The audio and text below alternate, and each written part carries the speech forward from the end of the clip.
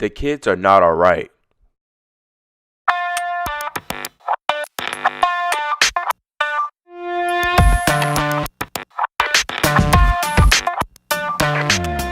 The inaugural ATP Cup has entered the knockout round, and it's been nothing short of drama-filled, especially for the next-gen players and youngsters.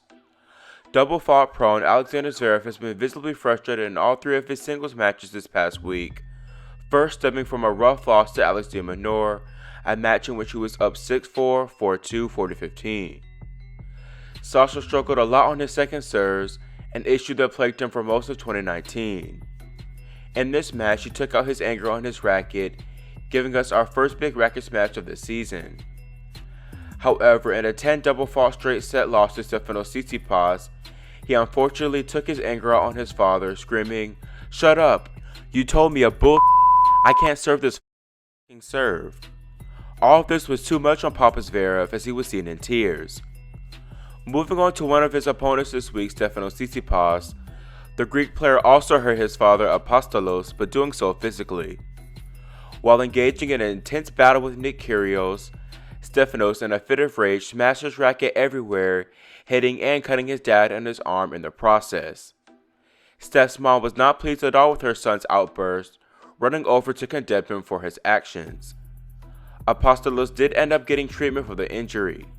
Tsitsipas, who never apologized to his father, spoke about the incident in his post-match press conference saying, "It was fine, happened accidentally, and it simply happens."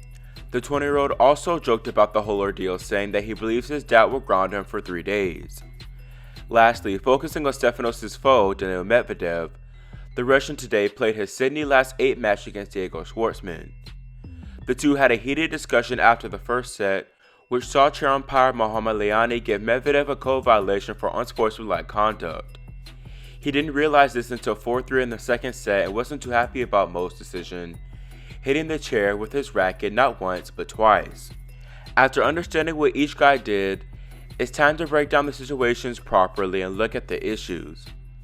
Out of the three, Zverev's actions were the least destructive to me because, for one, he didn't intend to cause physical harm to an individual. Instead, he was extremely frustrated with his serving woes, which is very understandable.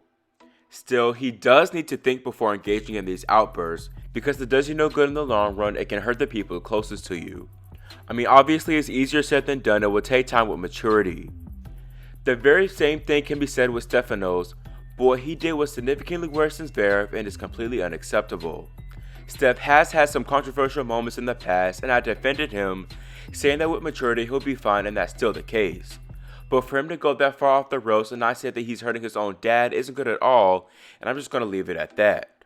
Lastly, it's time to move over to Mr. Medvedev, and to be honest, this is totally something he'd do and it's right up his alley. New York established Daniil as someone with a fiery streak, but is loved by many due to his great humor. Zverev and Tsitsipas don't have this relatability, so when controversial things happen to them, they're going to get more flack in comparison to the Russian. This is seen through today's offense, as numerous people found Daniil's racket bangs really funny.